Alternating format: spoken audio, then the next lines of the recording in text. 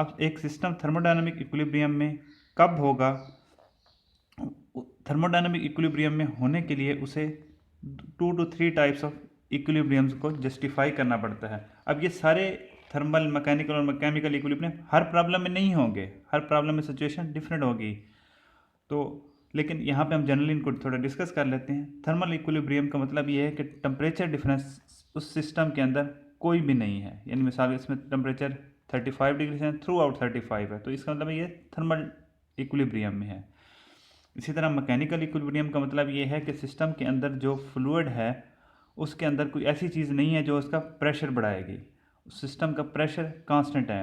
अगर 1 एटमॉस्फेयर है तो 1 एटमॉस्फेयर ही है, 2 एटमॉस्फेयर है तो 2 एटमॉस्फेयर ही है, उसके अंदर कोई प्रेशर के लिहाज से कोई जंप नहीं है। लेकिन दोस्तों एक और चीज़ कि फ्लूइड का अगर कोई कॉलम होता है तो उसके अंदर under its own wait bottom पे प्रेशर ज़्यादा होता है। यानी अगर मैं यहाँ पे प्रेशर निकालूंगा, अगर ऊपर एटमॉस्फेरिक लग रहा है तो ये जो बॉटम पे होगा प्रेशर ये होगा पी एटमॉस्फेरिक प्लस ये जो फ्लूइड है उसकी डेंसिटी इंटू ग्रेविटेशनल एक्सेलरेशन और इसकी जो हाइट होगी वो। लेकिन ये वाला जो प्रेशर होता है नीचे ज़्यादा, ये होता है additional weight of the fluid, और ये यूजुअल केसेस में इतना ज़्यादा नहीं होता, इसलिए हम इसको काउंट फॉर नहीं करते। तो इसका मतलब है कि मैकेनिकल इक्विलिब्रियम सिस्टम का प्रेशर कांस्टेंट होना चाहिए। ये वाला जो फ्लूइड का वेट है ये कोई इतना ज़्यादा सिग्निफिकेंट रोल नहीं प्ले करेगा। दोस्तों उसके बाद है केमिकल इक्विलिब्रियम।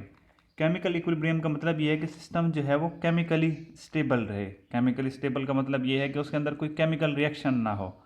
अगर केमिकल रिएक्शन कोई नहीं हो रहा, अगर सिर्फ पानी है, तो उसके बाद वो जब उसकी लोकेशन हम चेंज करते हैं तो वो सिर्फ पानी रहता है, तो इसका मतलब है कि वो केमिकली स्टेबल ही है, उसके अंदर कोई केमिकल रिएक्शन नहीं हुआ, कोई नए प्रोडक्ट्स नहीं बने। तो दोस्तों उम्मीद करता हूँ कि आपको ये स्टेट और इक्विलिब्रियम का बेसिक कंसेप्ट समझ आ गया होगा। अगर किसी केस में कोई क्वेश्चन है तो कमेंट करें, I will answer. Thank you, good bye. Video को लाइक, शेयर और सब्सक्राइब ज़रूर करें।